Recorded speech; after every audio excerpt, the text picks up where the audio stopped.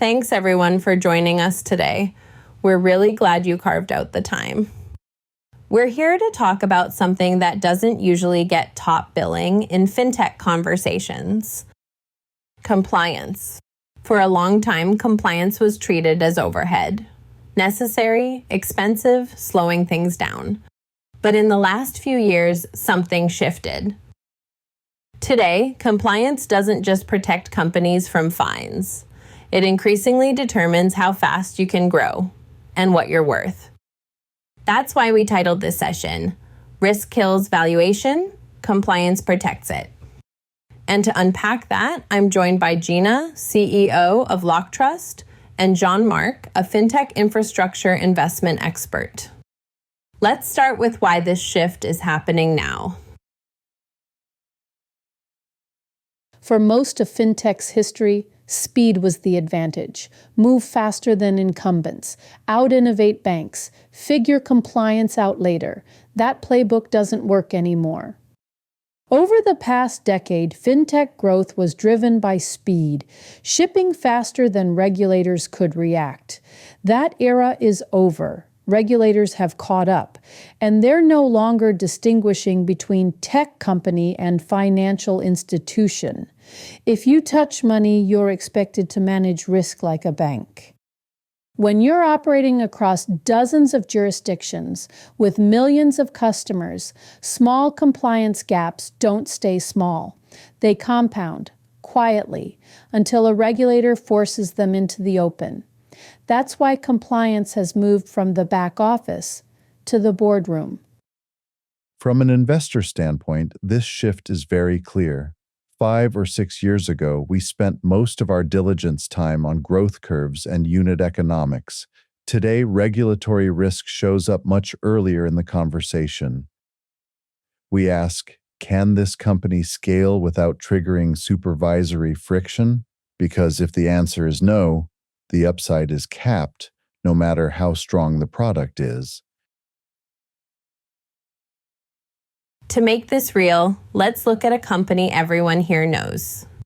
Revolut, one of the fastest growing fintechs globally, a huge customer base, aggressive international expansion, and also a clear example of how compliance maturity directly affects growth. In 2025, Revolut was fined €3.5 million by the Bank of Lithuania for AML deficiencies. This wasn't about a single fraud incident. It was about control maturity, transaction monitoring, customer risk assessment, oversight. And here's why this matters. When one regulator identifies systemic gaps, other regulators take note. That's how a single enforcement action creates global supervisory drag.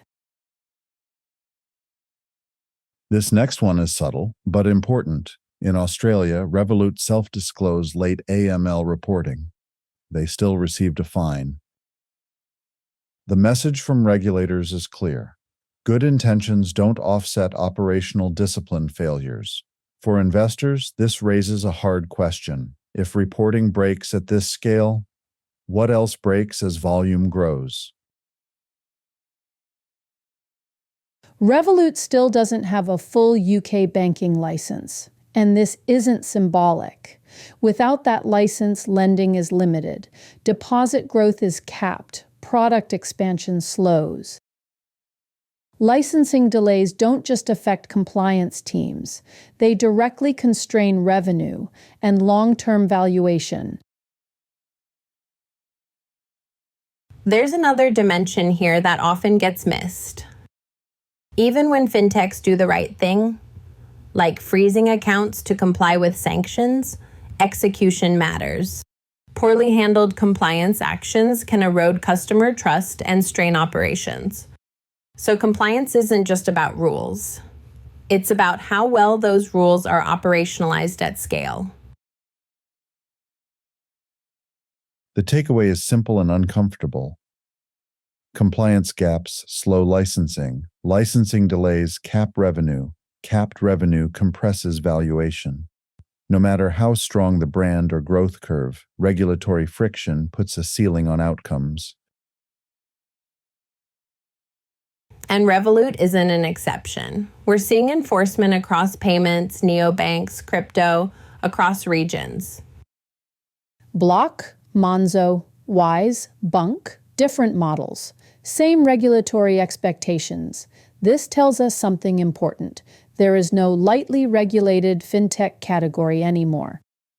And from capital markets, this tells us something important. There's no safe fintech category anymore. Everyone is being priced against the same regulatory expectations.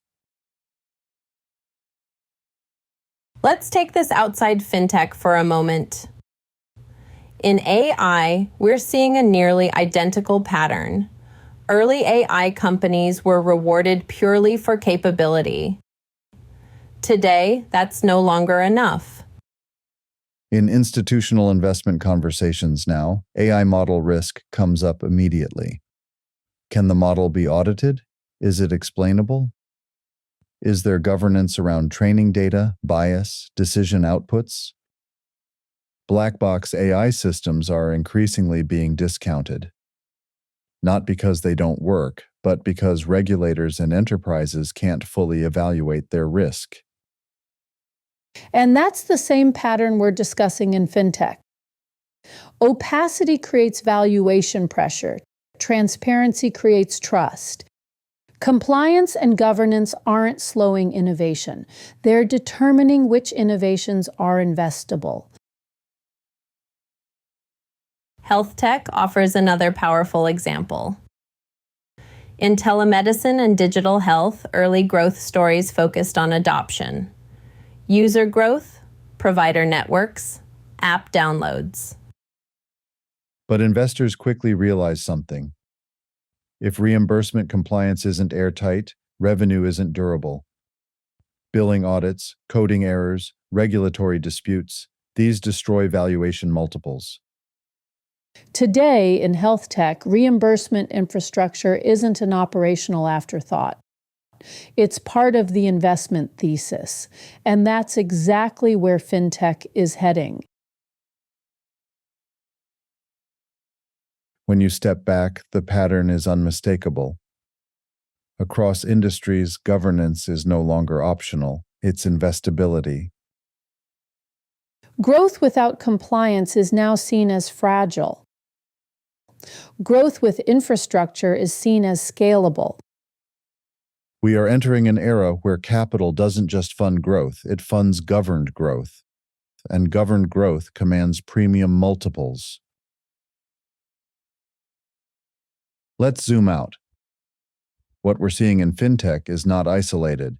Capital markets are repricing risk across verticals. Infrastructure and resilience are being rewarded. Fragility is being discounted. That includes fintech, but it also includes health tech, crypto, embedded finance, AI. Most industries follow the same arc. First, innovation dominates. Then scale exposes what wasn't built properly. And eventually, infrastructure becomes the moat. Fintech is entering that third phase.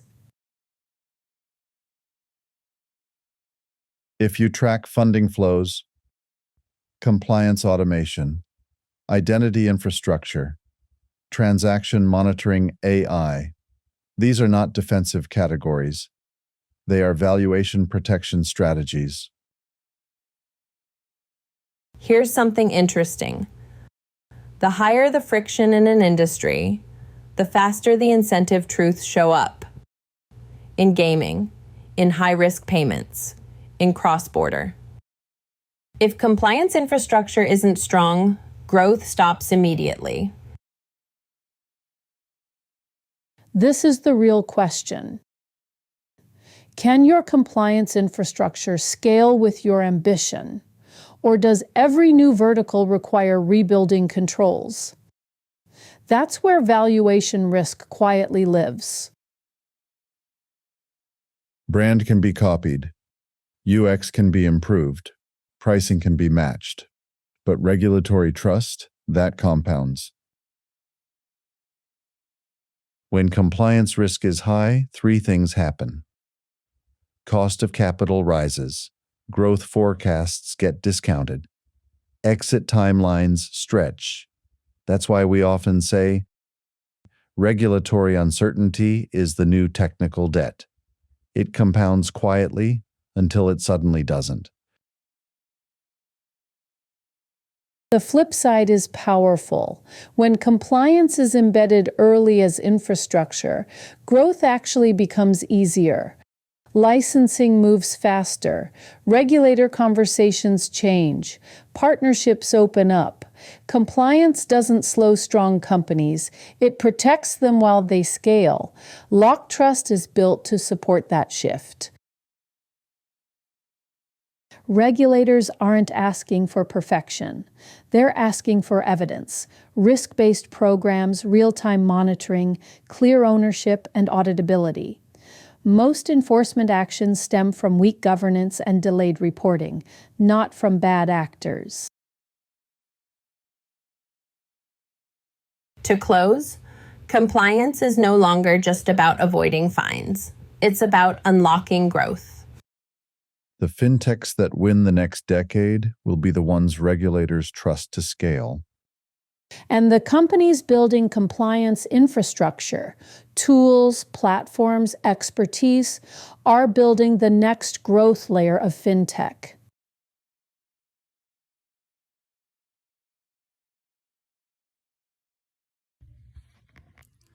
Thank you both. We've covered enforcement, valuation mechanics, cross-vertical capital shifts, and infrastructure as a moat. So let's open this up.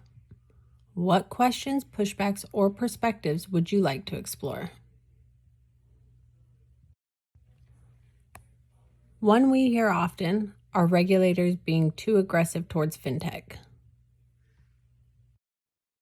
I don't see this as aggression. I think it's normalization. When fintech reaches systematic scale, it gets systematic oversight. Capital markets expect that. And Gina?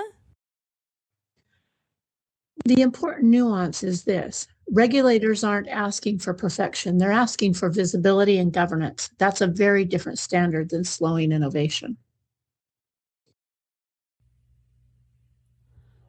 So maybe this isn't heavier regulations, it's maturing expectations, and markets tend to reward maturity. Let's push that further. Doesn't heavy compliance slow growth? It slows fragile growth, but it accelerates durable growth. If infrastructure is embedded early, expansion becomes easier. I think predictable growth always outperforms volatile growth. Markets reward durability. So it's not growth versus compliance, it's speed versus survivability, and survivability compounds. Let's zoom out. Is this shift temporary? I would say no, this is structural. Capital is repricing risk permanently. Once governance becomes an investment filter, it rarely goes backwards. And the same pattern is playing out in AI. Healthcare, health tech, crypto. This is not a fintech cycle. It's a capital maturity cycle. So this isn't a fintech cycle, it's a capital maturity cycle. That reframes everything. If that's true, where's the biggest opportunity right now? I would say compliance infrastructure, identity, cross-border risk orchestration, and really anything that reduces regulatory uncertainty. I think it's platforms that make trust visible, not assumed, will win. And that's increasingly where enterprise budgets are going. So the opportunity isn't just in products, it's in redundancy uncertainty. And uncertainty is what makes markets price first. Let's bring it down to founder behavior. What's the biggest mistake founders still make? I think it's treating compliance as a late stage add-on. By the time regulators are involved, architectural decisions are already expensive to unwind. I would say we can see when infrastructure is bolted on. It shows up in diligence. It's very clear. So architecture decisions made early echo later in valuation. That's a powerful takeaway. If durability is measurable, how do you quantify compliance maturity? I would call it 3 indicators. I'd say licensing velocity, regulator relationship stability, and audit transparency. Well, I would add one more thing. How easily can you expand into higher risk verticals without redesigning controls? That's the real stress test. So maturity isn't theoretical. It's visible in licensing velocity, regulatory confidence, and expansion flexibility. I'll plant one final question. If we're sitting here in 2028, what will differentiate the fintechs that survived from the ones that didn't? Others will have built infrastructure early, not added on later. And they will have treated governance as strategy, not compliance. This conversation isn't about slowing innovation. It's about making innovation investable. If you'd like to continue the discussion, Gina and Jean-Marc will be available afterwards. But before we wrap up, let's do something quick. Short answers, instinctive reactions. Jean-Marc first, Gina second. Most underpriced risk in fintech today. Regulatory fragmentation across jurisdictions. Most overhyped metric. User growth without revenue durability. Customer acquisition cost without life cycle compliance cost. What kills valuation the fastest? Licensing delays. Control gaps discovered publicly. One word for 2026. Durability. Oh, definitely governed. Which vertical reveals compliance weakness the fastest? Crypto. Cross-border high-risk payments. What do investors ask earlier now than they did 5 years ago? Show me the money. No, show me the compliance architecture. And I would also add, how do you control scale across markets? Is compliance defensive or offensive? I would call it strategic. And add foundational. Biggest founder mistake? Optimizing growth before governance. Also, treating compliance as a hiring plan instead of an actor. What becomes the new moat? Regulatory trust. With embedded finance infrastructure. Would you fund hypergrowth without compliance maturity today? No, not at scale. And not its sustainability. I think that says it all. Governed growth, durable infrastructure, regulatory trust.